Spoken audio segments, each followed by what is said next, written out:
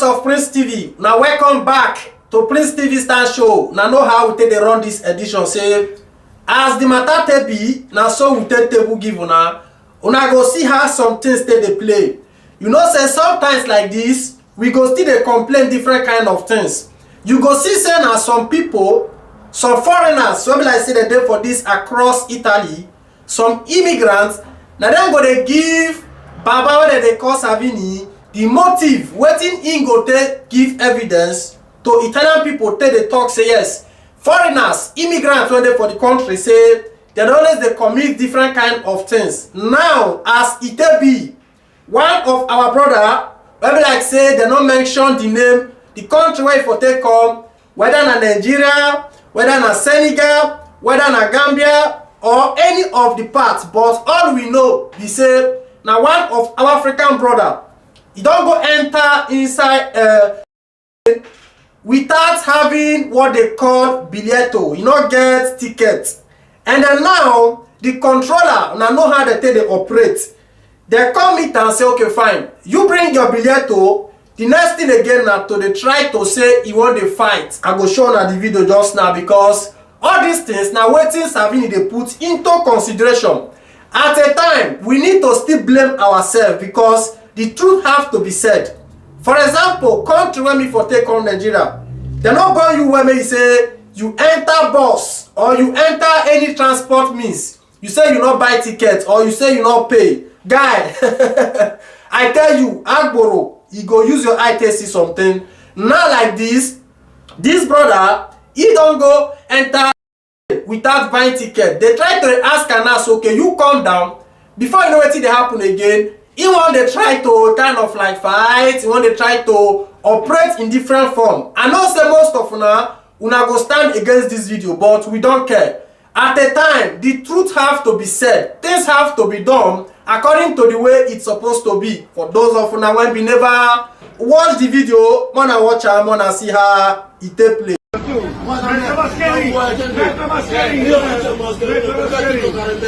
Oh, Emo, Tatiana!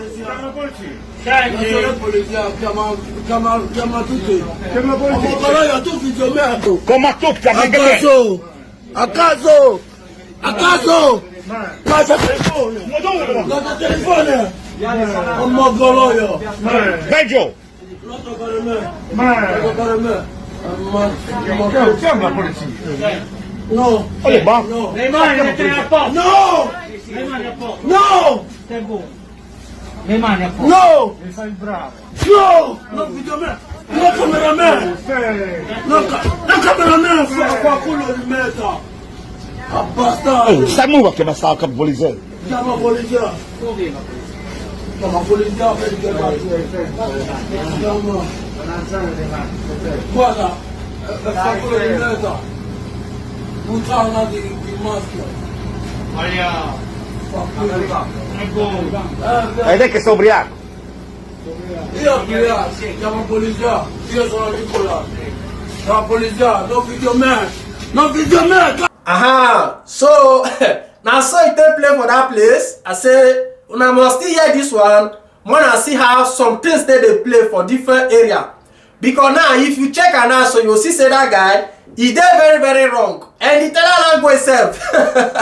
You know who's be the speaker. We they talk about a different kind of thing for that place. They tell them say no cameraman, not be juju be that. I beg. Make una they put analysis on this kind of video so that people go still they get sense for brain. Because all this kind of thing now so like say they sup. People go take them as petty things. If Fossa the Lord did they come that place, then control that guy, they check everything. They go to put them for system say person like this don't commit this kind of things. Later you go see say wahala they come for the countryside, document go they delay different kind of thing. All these things are what they call record.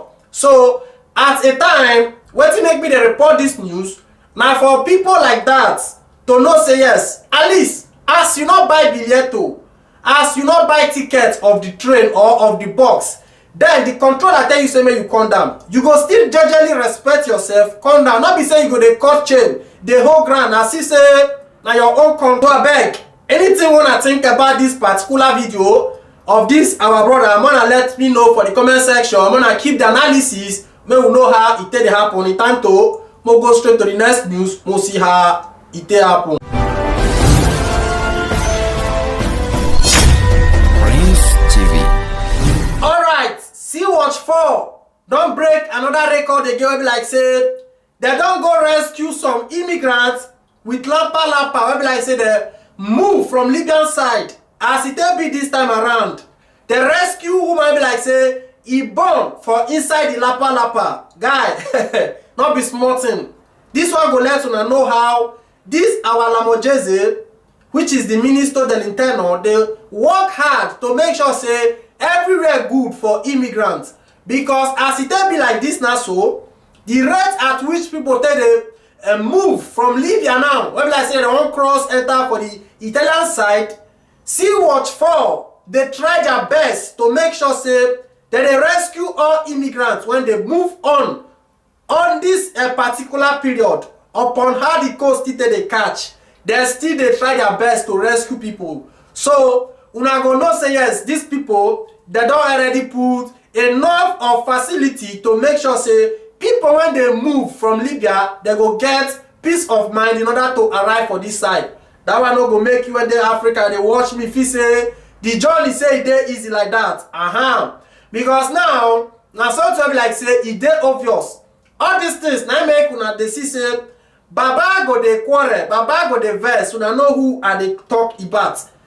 Since all this why now so he done dey twint different kind of things. How immigrants take the land, how different things take they happen, because he say you no need make people they cross that Libyan sea, enter for the Italian side. But as God may have it, the Lamojeze of our time, Councilor say he must try her best to send the Sea-Watch 4 to rescue immigrants when they come from Libya. This one also an operation will be like say newborn baby they inside this particular lapa where they rescue, and then the Italian nurses and different kind of analysis they come they talk as a mother say that child now person will be like say as if they land for Italy, that one the document already they prepared, because now person when they be like say they born for jungle. For those of you now when be never see the video, wanna watch and wanna see how it happen.